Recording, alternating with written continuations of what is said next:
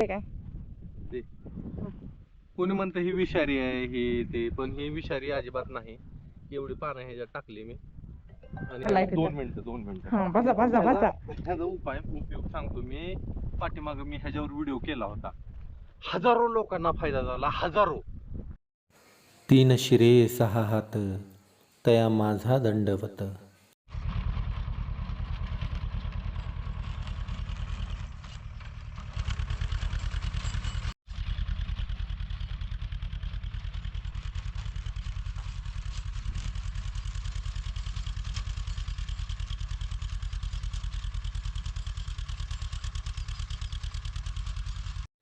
राम राम मंडळी, मी संदीप बघा स्वागत करतो तुमचं आपली माती आपली माणसं यूट्यूब चॅनलवरती. व्हिडिओ चालू झाला.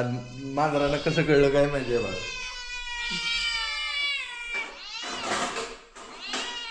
आता एवढं ते खुर्चीवर दोघं खुर्चीवर मस्तपैकी बसली होती आणि व्हिडिओ चालू केला. त्यांना कळलं इतकी दोघं नाटकी झाली ती का नाही. आता ही म्हणे नामा थांबा जरा.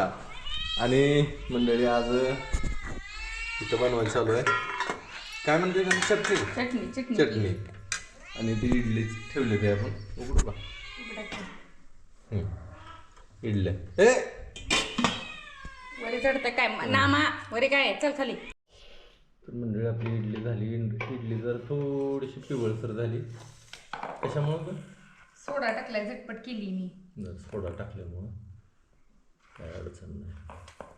सोडा सुद्धा शरीराला चांगला आहे बरं का मित्रांनो. तुम्हाला सोड्याचं महत्त्व सांगतो. सोडा ही अल्कलाईन आहे. झाले ओके. नामा म्हणेल एक टाक. सोडा ही अल्कलाईन आहे. ज्यांना पित्ताचा त्रास आहे त्यांनी चिमूट 2 चिमूट सोडा पाण्यात टाकून पिलं तरी चालतंय. ज्यांना लघवीची जळजळ आहे, लघवीची जळजळ आहे, लघवीला जरा त्रास होतोय, थोडीशी लघवी अडकते, त्यांनी मोठा पोहे खायचा पाव चमचा म्हणजे 2 ते 3 चिमूट सोडा पाण्यात टाकून सकाळ संध्याकाळ घ्यायचं. लय चांगलं आहे. पित्ताचा त्रासाला सुद्धा लय चांगलं आहे सोडा. शरीरामध्ये गेला ना म्हणजे जळजळ हे ते कमी येतं. असं सोड्याचं महत्त्व आहे. चला मस्तपैकी खाऊन घेऊ. पाणी भरपूर प्यायचा ग बाई. 2 जीवाचे तू पाणी भरपूर प्यायचा. दिवस अजून काही गार लागलेलं नाही तर अजून फिरून ऊन तापायला लागले. वर आबाळाचं ठिकाण नाही ना बांधून पाणी पाजलं. काय करणार तू? तुम्हाला मग बेडग्याने काढायला लावणार. इकडं आपलं चिरलार लय मोठ्याच्या मोठं होतं. तुडून वरी टाकलंय इथं आणि आता मुळी सकट खांदून काढायचं चालू. काल आपण मका भिजवून घेतली होती. आज न भिजवल्यागत रान झालंय. लगेच कसं त्यातनं आलोय आपण येताना चालत वाऱ्यानं. त्याला एकदा रोटरावं लागेल का नाही गरज आता काय काड्या कुठे लय येते का नाही. आता ह्याला रुटरत बसायचं. Direct पडला पेरायचं. पाऊस तर डायरेक्ट उडीत पेरायचा, नाही पडला तर नाही पेरायचं.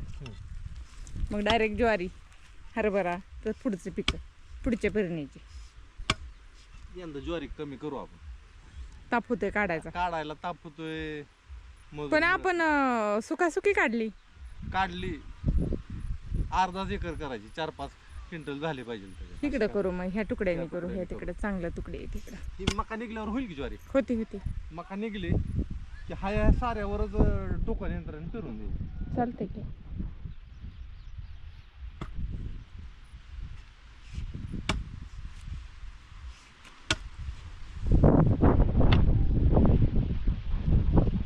थोडं उकरून हाताने का थोडं नाव तुटतंय. मुळे ह्याच्या इकडे पसरलेल्या असते त्या. वारं बघ भरा भरा भरा भरा फुटले. काल मी नाही दारं इकडं चालू होती तर मी इकडं सगळं राणा पाठवणाची सगळं गवत काढून घेतलंय आणि असं ढिगारा गेला. गवताचं सगळं असं ढिगारा केलं ते.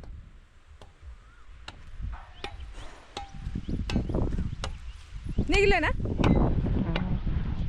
मोठीचं मोठं बुड झालं एका वर्षात एवढं होतं. त्या तिकडे थोडंसं राहिलंय अजून. काढायचंय आपल्याला. जांभळ आहे ते तिकडं.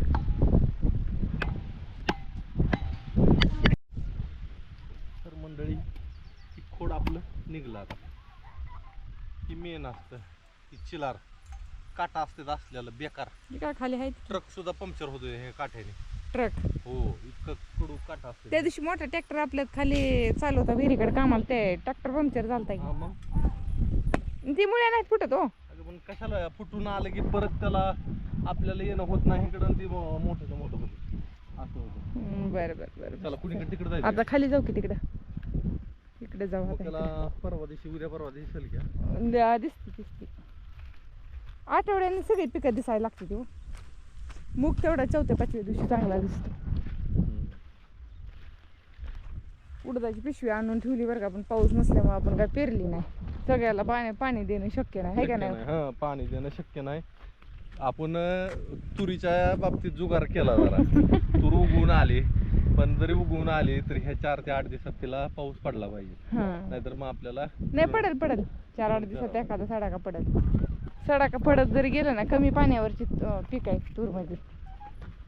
आणि आपलं बघा पहिली तुरीचं. तूर रानात कशी उगवली. आता ही पहिल्या पावसात उगवलेलं आहे, ही दुसऱ्या पावसात आलेलं बघा. किती बारीक आहे, अजून दिसत सुद्धा नाही बघा. इतकं तसल्या यंत्राने केलं का नाही, काय म्हणतात त्याला, मोठ्या मशनीने जर केलं का डायरेक्ट मजूर न लावता, तर लय नुकसान होते. जवळजवळ 3-4 क्विंटल तूर रानात पडली आपली 2-3 तुकड्यात मिळून.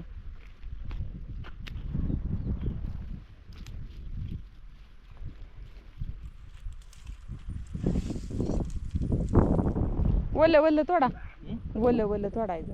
वाळलं बी काढतो की म्हणजे सगळंच काढलंय मी बघा की मागणं सगळं काढलंय. ढिगारा मारले तर असं काढायचं. हा, हाताने फक्त वल्ल तोडा म्हणलं, ती काय निघतंय लगेच.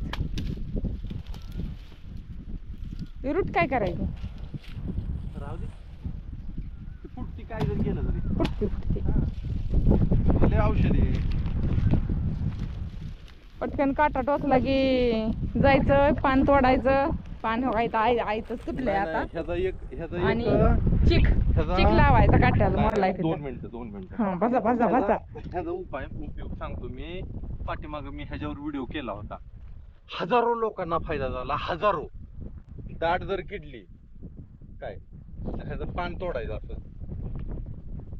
त्यातनं चिक पडून द्यायचा खाली सगळा. वाटलं त्याला स्वच्छ धुवायचं. ह्याच्यात 4 कडुलिंबाची पानं टाकायची. आणि नेपताड असतं. नेपताड मी सांगितलं नव्हतं, फक्त लोकांना कळणार नाही म्हणून. नेपताड इथं नाही दाखवायला. 4 कडुलिंबाची पानं टाकायची, नेपताडाचं 2-4 शेंड टाकायचं. बऱ्याच शेतकरी वर्गांना नेपताड माहित असतं. आणि हे असं हे करायचं असं चिक पडू द्या. हा, आता ही मी धुतलं बी नाही काय नाही, पण तुम्हाला मी दाखवतो आता. हे असं थांबा, मी पानं आणते तुम्हाला कडुलिंबाची पानं आणते. थांबा, इथंच आहे ते. आणि छोटस आलं इथं कडुलिंब. आणि नेपताड सुद्धा आहे इथं. ही नेपताडच नाव? नाही नेपताड नाही ते. मग काय आहे? नाही तिथं आहे की ती नेपताड नाही. सौंदड बी आहे, नेपताड बी. नेपताड नाही तरट आहे काय? मग हा, तरटीच आहे काय? कोणी म्हणतं ही विषारी आहे ही ते, पण ही विषारी अजिबात नाही. एवढी पानं ह्याच्यात टाकली मी. आणि हे बंद कर जरा. हा, त्याच्या आता मी ही केलं, इडा बनवला. आणि इडा असा तोंडात टाकायचा. हा, 1 मिनिट थांब. आणि चावायला. कोणाला वाटायला विषारी असतं तर मागच मेलो असतो मी. आपल्याला खायचं नाही, गिळायचं नाही.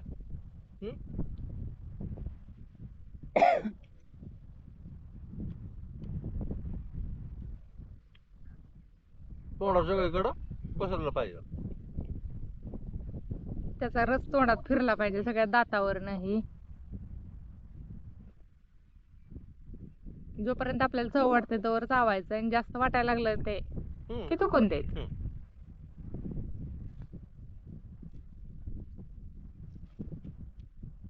असं चुकत जायचं.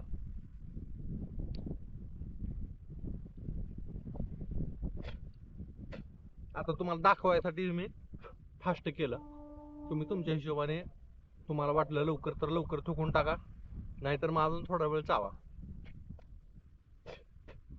आणि ही झाल्यानंतर स्वच्छ पाण्याने चूळ भरायची चांगली आणि थुकून टाकायची, संपला विषय.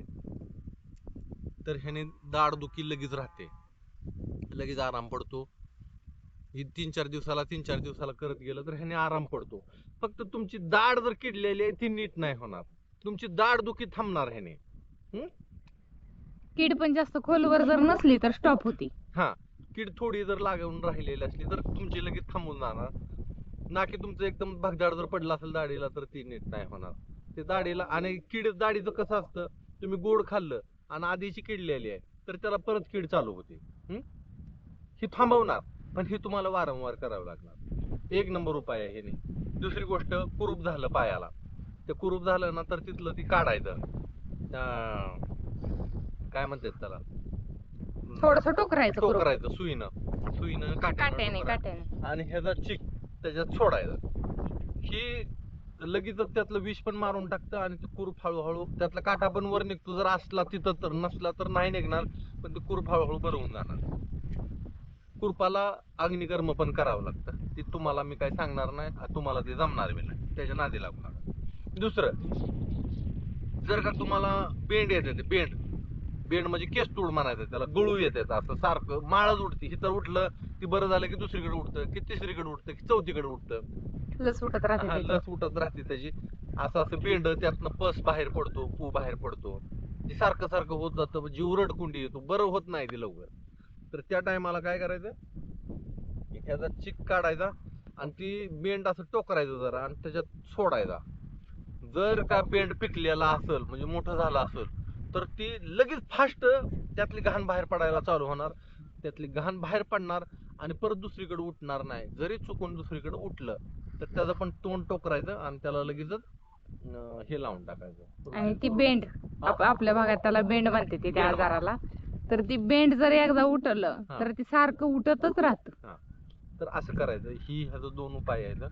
तिसरी गोष्ट, ज्यांची टाच दुखत असेल तर ह्याचं पान तोडायचं आणि टाचला ह्याला मोहरीचं तेल लावायचं.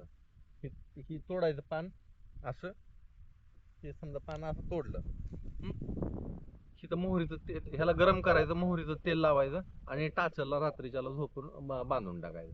दुसरी गोष्ट, ज्यांना शुगर आहे त्यांना सुद्धा ही रात्रीच्याला ना तुमच्या सॉक्स घालायचं, सॉक्सच्या आतमध्ये पायाला लावून तसंच झोपायचं, शुगर सुद्धा याने कमी येते. हे अनुभूत प्रयोग आहे, हे सुद्धा वैद्य लोकांनी केलेला हे अनुभूत प्रयोग आहे. एवढं ह्या रुटीचा फायदा येतं, ही अजून हिचा भरपूर फायदा येतं, पण ती सगळं तुम्हाला मी नाही सांगू शकत.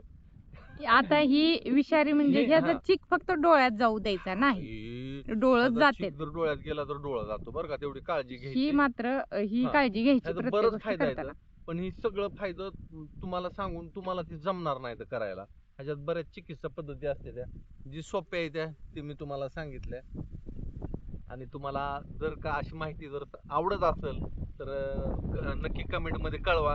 मी तुम्हाला इथनं पुढे आपल्या ब्लॉगमध्ये अशी माहिती तुम्हाला मी देत जाईल. ही फक्त माहिती मी तुम्हाला सांगतोय. जर तुम्हाला कुठला आजार झाला, काय झालं, तर तुम्ही वैद्यांचा किंवा डॉक्टरांचा सल्ला घ्या, माझ्यावर विश्वास ठेवू नका.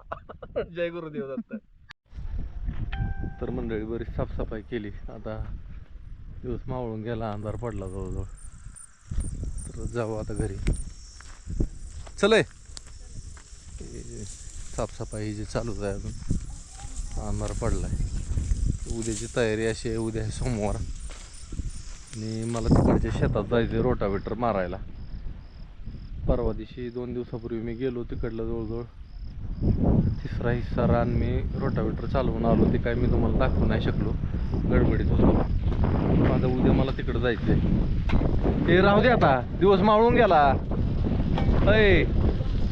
चल चला.